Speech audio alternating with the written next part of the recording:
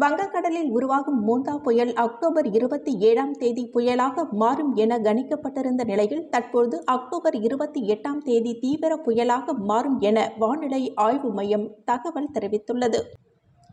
புதுவை அரசியலில் பரபரப்பு. அக்டோபர் 27ஆம் தேதி திங்கட்கிழமை என்று புதிய கட்சியினை அறிவிக்கிறார் சட்டமன்ற உறுப்பினர் நேரு. புதுச்சேரி அரசியலில் பரபரப்பு. தமிழகத்தில் 10 மற்றும் 12ஆம் வகுப்பு பொதுத் தேர்வு அட்டவணை நவம்பர் 4ஆம் தேதி வெளியிடப்படும். நவம்பர் 4ஆம் தேதி அனைத்து மாவட்ட கல்வி அலுவலர்களுடன் ஆலோசனை கூட்டம் நடைபெறும். ஆலோசனைக்கு பிறகு 10 மற்றும் 12ஆம் வகுப்பு பொதுத் தேர்வை அட்டவணை வெளியிடப்படும் என அமைச்சர் அன்பில் மகேஷ் தகவல். புதுச்சேரியின் ஏனாம் பகுதியில் 3 நாட்களுக்கு விடுமுறை. மோந்தா புயல் எதிரொலி காரணமாக ஆந்திராவின் காக்கிநாடா அருகே உள்ள ஏனாம் பகுதியில் உள்ள பள்ளி கல்லூரிகளுக்கு அக்டோபர் 27 முதல் 29ஆம் தேதி வரை விடுமுறை புதுச்சேரி அரசு அறிவிப்பு. வங்கக்கடலில் உருவாகியுள்ள புயல் சின்னம் காரணமாக புதுச்சேரி துறைமுகத்தில் 1ஆம் எண் புயல் எச்சரிக்கை கூண்டு ஏற்றப்பட்டுள்ளது. விரைவில் புதிய கட்சி ஜோஸ் சார்லஸ் மார்டின் பேட்டி.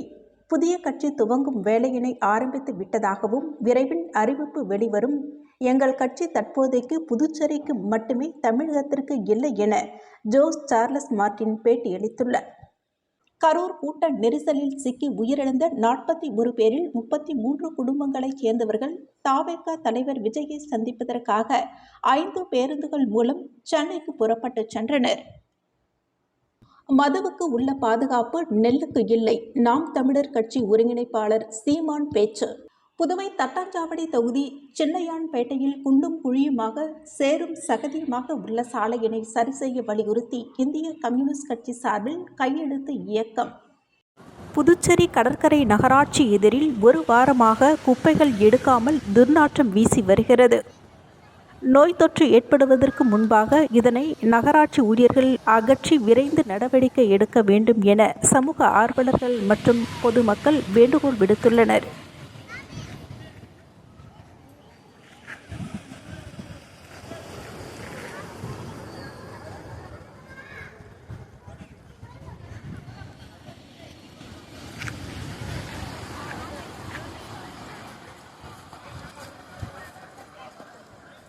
காரைக்கால் வார சந்தையை பார்வையிட்ட சட்டமன்ற உறுப்பினர் நஜீப்.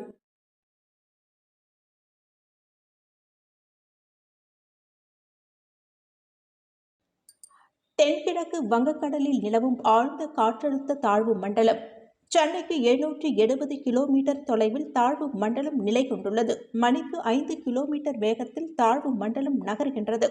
அடுத்த 12 மணி நேரத்தில் புயலாக வலுப்பெறும் என சென்னை வானிலை ஆய்வு மையம் தகவல் தெரிவித்துள்ளது.